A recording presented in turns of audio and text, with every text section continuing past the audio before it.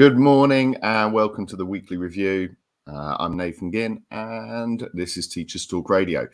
Today we're joined by Hannah, Joe and Shaniqua. We're talking about the stories in the news. We're going to be talking about Michaela's curriculum. We're going to be talking about consultant gagging orders, and we're going to be talking about Keegan's camera person, potentially. So we will start off on our first story of the weekend, and it is this story, many different aspects to it.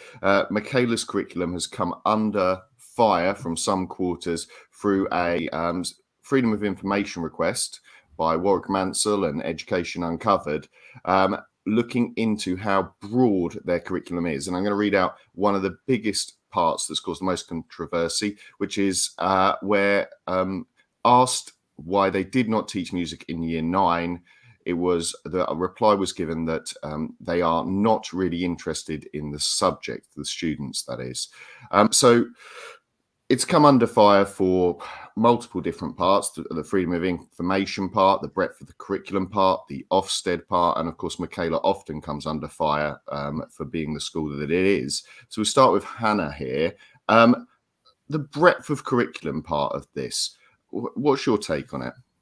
Obviously, I'm an art teacher, so I think the non-core subjects are actually just as important as the core subjects. And I've actually talked about this in one of my previous shows. But I think for me, it's potentially a bit like narrow-minded in the fact that we're not considering what skills they bring, because it's not necessarily about them just learning music. It's about kind of multitasking skills and being able to kind of read music and develop and be creative. And I think they're actually kind of skills that can be transferred onto later life. And that's what they've had, like even in London, they've had surgeons have lessons with art teachers to learn how to problem solve and be more creative in their thinking. So it's kind of, for me, it's that idea of narrowing it down and not giving the students the opportunity to gain the skills beyond it just barely being music. But also it's that idea that if that's the reason, is that the true reason? Like, because there's a lot of issues with finding teachers for specialised subjects. That's more difficult. We at my school couldn't get a DT teacher for years, so we've had to move to 3D design and adapt our curriculum and do it that way. So kids still get the opportunities. So there's a way of including it, but are they adapting it and making sure they're still getting the opportunities elsewhere? And is it kind of like Ofsted double standards? Like, if other people narrowed it in year 9 previously, that's why we've got rid of the 3-year GCSE. So isn't that essentially what's happening here? And it's a bit kind of double-edged sword. Yeah, so there are two parts to this, aren't there? There's the fact that, the choices Michaela have made as a school, but then the fact that Ofsted have come in and they have still decided that this school is outstanding. What are your thoughts on the Ofsted, the messages you've heard from Ofsted then about the narrowing of the curriculum? Does that fit with things that you're hearing? Hannah, sorry. Yeah, because obviously a lot of schools, I mean, I've always been in schools that have had 2 years GCSEs, but a lot of schools had 3-year GCSEs for quite a long time, and even schools around mine, and they were criticised by Ofsted for having 3-year GCSEs and therefore changed to 2-year GCSEs because it was narrowed in year 9. And essentially that's what's happening here, and it's not the same message that all schools have been given. And I want to come on to Joe here because there's multiple kind of aspects here that we're talking about. There's the fact that this has come through a Freedom of Information request. It's the fact that it's Michaela, which always kind of comes in the news. And there's the criticism of Ofsted as well. Which parts of this story sort of stand out the most to you? I previously worked at an academy that's found itself under the scrutiny of Mr. Mansell for a variety of reasons. So my personal experience of that aspect of things isn't great, I suppose, because we found ourselves quite heavily criticised for a variety of reasons, and that FOI process really sort of dug at us and niggled at us for a very long period of time. So my perspective on it is that doing stories on individual schools that appear to be driven by a personal view or a particular agenda are always things that I'm not particularly keen on anyway. But as I say, that comes out of slightly bitter personal experience around that. That being said, if there are going to be rules, for want of a better expression, or expectations that are placed on schools as part of an inspection process or as part of what your curriculum should look like, everybody should be judged equally, fairly. We should all be working to the same standard, the same process. I think the academy's approach to education has maybe blurred some of those lines a little bit, because they do have a little bit more autonomy of the things that they're supposed to do in the curriculum. And the idea that it's supposed to be the national curriculum or something that is better than, as good as, it's open to interpretation, isn't it? That's clearly what's happened here. Is obviously inspectors have judged it to be as good as, or is in line with, in the broadness of that statement. And frustrating as though that they, having worked in schools like Hannah, where we've been berated for having 3-year GCSE curriculums, that whole Key Stage 3, the wasted years report that came out several years ago, that it's hard to understand sometimes where the goalposts are and what it is that you're supposed to be working towards, and a frame that we're all supposed to be judged equally on. And it's difficult when it feels like you're not. And on to Shaniqua now. I want to ask you this kind of from maybe from a teacher's perspective, maybe from a trade union perspective.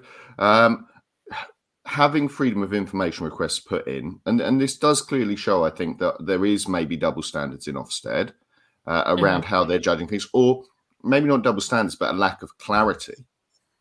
But freedom of information requests to attack, possibly, as the word I'm going to use there, schools and teachers, do you think that's going to worry people about what they say in future, how they word things? Because clearly some of these things might be being said, whether they are, well, your official line on something might be different. I think you're right. And I think from reading up on tweets and stuff like that, I can see a lot of people are quite worried, and they're like, and some people have said, this has been we're targeting a school by, doing this freedom of interest or freedom request. But I think it's really important to do, though, at times where actually I was in shock. This is me. I was in shock reading some of the things that are allowed when I know other schools and other secondary colleagues, that could never happen. That would not be okay. I was like, is that what outstanding is? If this is what outstanding is, well, hopefully the standard is the same for everywhere else. So I didn't really answer your question, but I just want to say I was in shock. And actually, it really did make me think, are we on a even level playing field?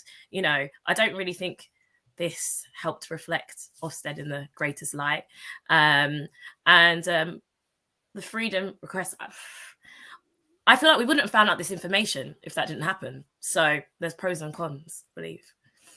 Yeah, certainly. I think one of the worrying things for me, obviously, there are, I have been through freedom of information requests. I've been through that. And I think there are a lot of teachers out there maybe who don't know quite how much, not just people interested, but also individuals at the school, whether that be teachers or parents, how much they can ask of a school to report on, and what that means about your internal communications and all of those things. And I think that does show it. But in this case, I have to agree, Shaniqua, with you there that, we wouldn't have known. And it is not my understanding of the curriculum expectation from Ofsted. And so maybe there are, are other people getting different messages from this. And there was a lot of shock in there. Now we're going to pop to our next story now, which we're going to talk about kind of consultant gagging order. So we're going in the opposite direction, I guess.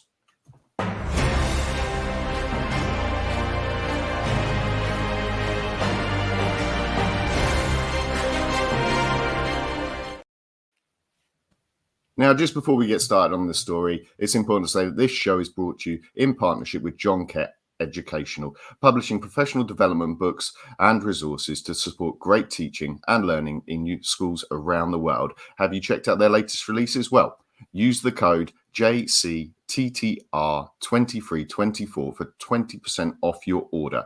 Don't miss out. Visit johncattbookshop.com to explore their full range of titles and advance your professional development today. Happy reading.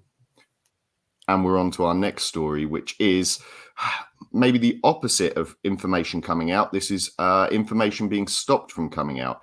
There's been a story in Schools Week this week. Well, a non-story. They published a blank page front cover on the story how we were stopped from revealing SEND consultants' pay, and transparency campaigners cry foul as the threat of injunction and massive costs prevent public interest reporting. This is to do with a story around PA Consulting, which has been given a £7.6 million government contract to oversee a pilot of changes to SEND systems. A tough story here. We've just been sort of talking about how whether, information being found out from schools and the school system. But here we're talking about government funding, and I'm going to start with Hannah as well. Is the question here how much consultants are being paid, how much education money is going on to these things? I think the whole point of it was that this whole reform was meant to make SMSC and special needs kind of funding and the whole section more transparent and kind of more open into what's going on, and the kind of the situation as it's kind of unfolding has kind of been the opposite. So the whole point was to make this kind of a much more kind of teacher and kind of SEND department kind of knowing and being able to share that information with each other. But kind of part of that is that, especially I think the tension in teaching at the moment with how finance is going, with the fact that the government have turned around and said that they're not financing things that they said they would finance, or they've miscalculated budgets, that there's so much pressure on schools that every time there's something like this where they're spending a significant amount of money, teachers need to know how much money that is, because we want the clarity. We want to know that it's being spent properly and that we're not all cutting back and kind of really scrimping and doing like buying resources ourselves because there just isn't the budget, because we're trying to get teaching to a better place. But if they're spending this ridiculous amount on consultants, and we want to know that they're good consultants and that they're genuinely getting the money's worth, or is it that they're just putting money because they're saying that that needs reform, but actually it's not being reformed in the correct way? I'm going to move on to Joe. I want to pick out a bit there where Hannah's talking about the individual consultants and spending this money well. And in the article, they do talk about the fact that if you average the money out, and not all consultants are going to be the same, but it's £380,000 over 2 years per consultant. And that seems an awful lot of money to me to be spending when we are talking about an SEND system that is in places, I would say, on its knees. What are your thoughts, Joe? I work in an area where SEND is on its knees. I actually featured on the news bulletin for this coming week some comments from Chris Zaraga, who's the leader of Schools North East in my area, talking about how wrecked alternative provision and SEND provision is in the North East. £380,000 per consultant sounds like an awful lot of money. If we need to spend that money because we're going to get something fantastic out of it, that this reform, which is much needed, long required in all sorts of areas, not just mine, okay, that's fine. But the last thing anybody wants is to have an education style PPE contract, VIP fast lane mess where we pay people lots of money and nothing really changes, because that's what everybody who works in SEND, AP, and any school really where they're just not getting the support for the young people that they serve. It's frustrating, it's annoying, and frankly, just another shambles if it doesn't turn out to be worth the money. We all want value for money. We're all expected to spend our school budgets for the maximum impact. That doesn't always seem to apply to central government funding. What's the impact of this going to be? Because if they're worth their money, marvellous. What if they're not? Shaniqua, there's two parts again to this story, really complex stories, I guess, going on this week around money, around transparency. And I guess the bit that didn't shock me was that a private company would want to shut down a news story about them. The bit that shocked me was the amount of money going on. And I think the worry for me is around the transparency, and a bit like Joe said there about the value for money on this, because it just, to me, does not feel like, that I'm going to see, or teachers are going to see this much value when we are struggling for other things like to pay teaching assistants, to pay teachers. What are your thoughts on this story? No, I totally agree. I mean, I had to think exactly what you guys are saying. What is the actual impact of this? Are we going to feel the impact? At the moment, we're losing so many great teaching assistants. Put the money in the right places. I mean, hey, if this is going to help and support, great. Is it? What is it that we shouldn't know and why? Because I'm also like, schools week, if I can say that, posted about this. And I was like, why have they been gagged? Why can they not say anything? And I remember reading the last bit where they apologized that, we're really sorry, we failed, we can't fully give you all the information. That's really sad that they can't give us the information. Why can't we know what is going on? Isn't this in the public's interest? The amount of money that's being spent, I'm so confused, because it sounds like this is all about for profit, really, when it should be about our children. So again, I'm in shock. I'm like, what is going on in education at the moment? And why can't we know what is happening? The amount of money you guys are mentioning, that's the amount of things we could do. These consultants better be amazing. And I want to know more information. That's what I'm saying.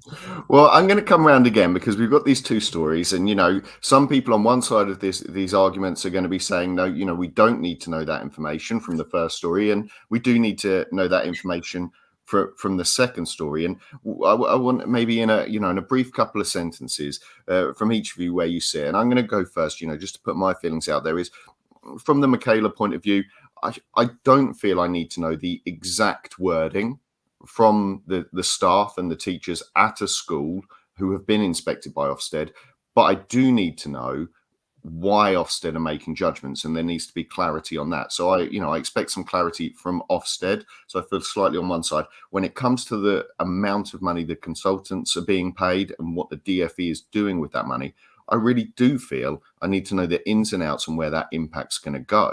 And so, Hannah, first, do you feel that the balance has been got right around transparency for these two stories? I think, we all know kind of what Michaela's about. And if you're happy to send your kids there, you're going to send your kids there. And if you're happy to work there, you're going to work there. I think generally, if we all as teachers had extra hours with our students, we're all going to get better results. And I think that's the thing, is that quite often when we've had the 3-year GCSE, schools have been punished for that and told no. So because they're getting extra hours, and we're also limiting the curriculum and not allowing the students those opportunities in developmental years. So I think it's the lack of clarity from Ofsted in terms of what we are allowed. And if we are allowed to do that, we should be back to schools that we've decided that this is what we're going to offer. And actually, if that's kind of a bit of a reform, that different schools in different areas offer different kind of specialities, but they have the best teachers, they have more hours to do it, and the kids get better results, then fair bit. But it just needs to have clarity. And in terms of the SEND funding, how much those consultants cost, I mean, you could get 5 or 6 of the most amazing Senkos across the country and put them in a room together for the price of one of those consultants. And they would probably come up with far better things. They're in the schools, they know what's going on, and they're probably going to give better solutions that are going to be worthwhile and be able to take back into the classrooms. We're having consultants that potentially aren't in the classrooms or just visiting. And is the money being spent as well as it could be on consultants, or should we actually be trusting teachers that are in the classroom and using them better? And why are they kind of putting this gagging order? Something's not right for them to not want to disclose what's going on, is my opinion. Yeah, certainly. And, I'd have to say, looking at the numbers here, you could get those 5 or 6 Senkos or experienced teachers in a room for 2 years and pay them full time, not just a one-off meeting. There's a lot of money going around. Joe, your thoughts on transparency in education? It seems we've got enough transparency that we can find out exactly what a head teacher has said to an Ofsted inspector, but we can't find out where money's going for consultants. Have we got the balance right in education? Joe? I think probably it's no, we absolutely haven't got the balance right. I would have been more than eager to read an article from any education journalist that actually focused on the curriculum analysis, comments, the notations, head teachers' conversations, whatever, for every single school that's been judged as outstanding across the country in a period of, I don't know, the last 5 years or something, and looking at that bit and are we being judged fairly? That's a good piece of investigative journalism. That would be a fantastic thing that would be worth paying attention to, because it hits at the heart of what it is that we're being judged on and what it is that we're trying to do, which, let's face it, is provide an outstanding education for every young person who is in any school across the country. And if we can learn things, brilliant. Targeting and looking at things that are specifically designed to pick a perhaps individual school or an individual type of school, that level of transparency, I agree with you, Nathan, we don't need it. Transparency around government spending and what it's been spent on, why it's been spent on things, we absolutely need that. We're expected as schools, academies, to be financially transparent. If we're going to be questioned on what we are spending public money on, absolutely transparency on what government is spending public money on and to what end. Yeah, that's the level of transparency that we should have. And quickly before we move on to our last story, Shaniqua, what are your thoughts? Is the balance of transparency right in education at the moment? Unfortunately, it's really not. Just listening to you all, it's quite clear. It's not really well balanced. I mean, when we come to the Michaela stuff, I really think it's very clear. And Ofsted, we must hold all schools to the same standard. And there's a framework. There is a framework. What is going on? And for me, I would like to find out more with that. So that's not really clear. But then if we go to what's gone on with the consultancy, there is, how comes you can't be transparent with us? Like, that is government spending. Please let us know what is going on that affects our children, our schools. Just like we have to be transparent, they should be transparent. So it's all confused at the moment. Sorry, Nathan. No, it's confusing times, and these are very deep stories this week. Nothing simple. Hopefully the next story, though, that we go to will be maybe a little bit simpler for us to discuss. So on to our next story.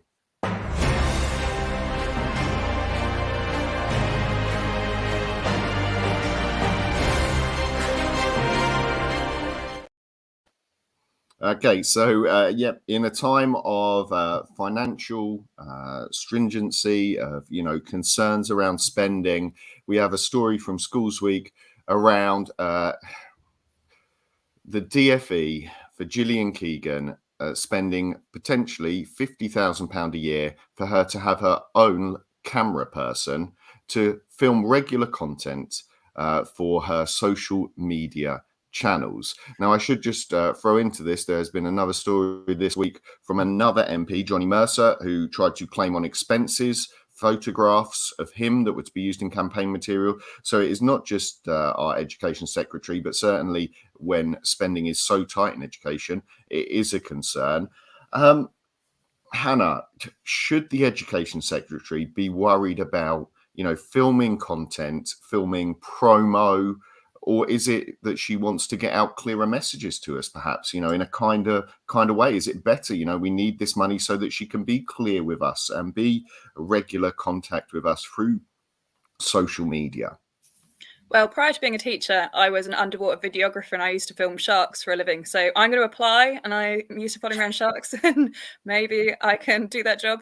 But I think it depends what she's using it for. Like, if it's to film good learning and actually it's going to become some kind of resource, then potentially, but I don't really think that that's what this is about. I think it's kind of trying to shine her in a good light and kind of get good things. And I think the price of that is quite considerable. I mean, she should be going to one of the universities, finding some university students that could do it and spread it around a couple of them that could get experience but also get paid for it, and it wouldn't be costing £50,000, and she'd probably get just as good a content from these really creative kids and supporting our creative industry.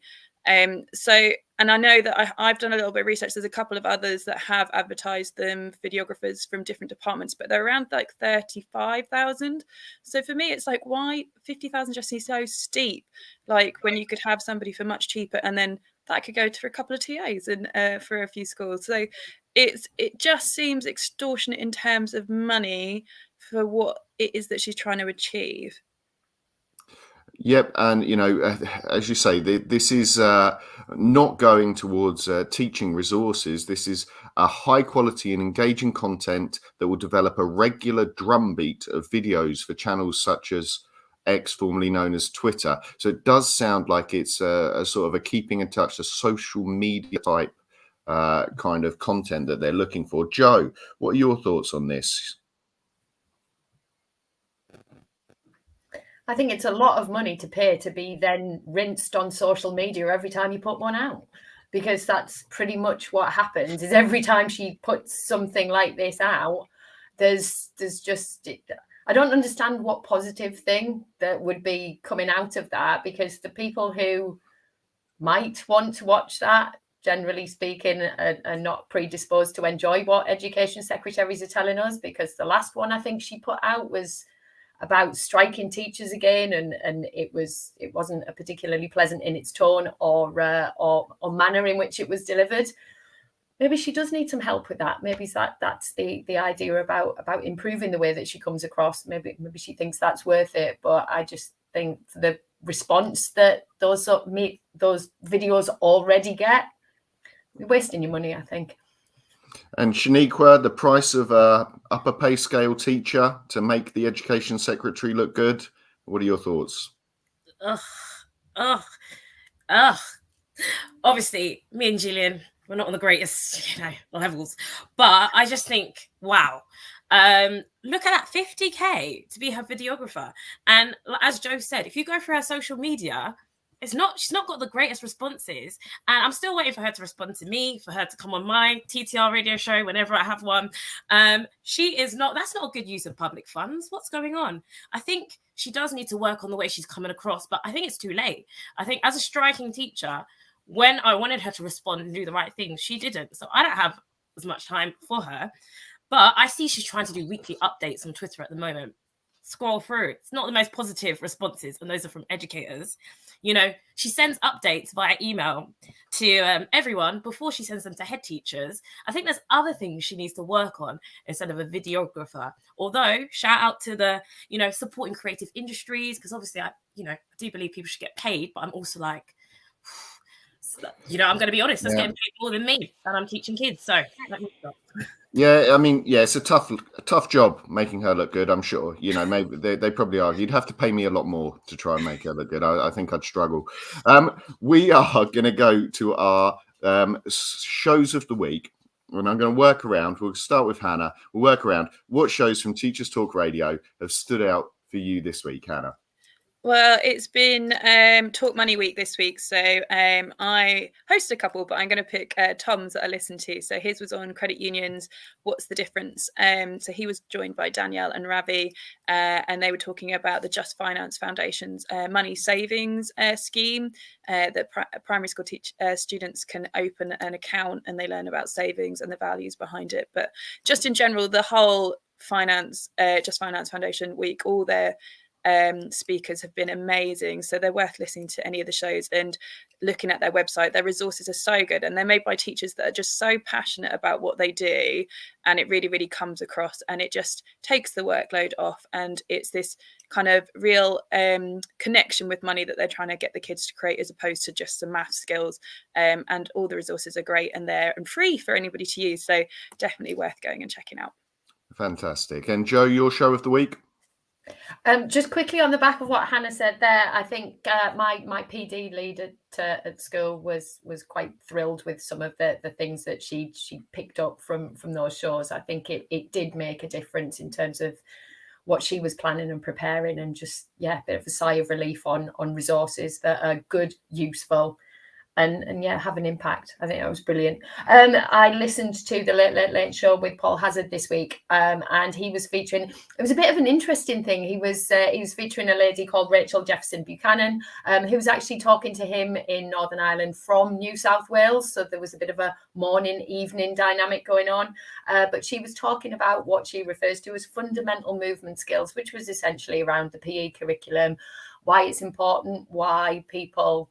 She talked about a lot about PE getting a bit of a bashing in terms of its teaching. It is important, it's not important, and why there should be more of it, why there should be less of it. And that constant tension in terms of curriculum, which I think is what we've been talking a little bit about today. It's great. Shaniqua, your show of the week. My show of the week goes to Lucy and her show that was about teachers and being safe online. And she kind of discussed and asked, if teachers are ever truly safe online. She discussed with other people what are people's experiences. Do they post on teaching forums? Because there's been quite a big discussion about teachers safe online and these online forums. So it was really interesting and talking about how you navigate through social media as a teacher. So I really do recommend you listening. Fantastic. And my show of the week was Hannah, and it was the Is Finance Education Equal? Adapting for AP and SEMH. Now, I really enjoyed it. It was Hannah, Sarah Johnson, and Sarah from the Just Finance Foundation. But I always think, it's worth a listen if you are a mainstream teacher and you are in an area of social deprivation. It's not just us in APs or SMEH provisions who have to deal with a lot of these things now. It's bridging into the mainstream classrooms as well. So well worth a listen if you teach somewhere with aspects of social deprivation. That's everything for the week. We have run slightly over about 1:30, so extra time there from Teachers Talking. Join us next week and we'll have another panel of teachers talking out the stories of the week. Goodbye. Enjoy your weekend.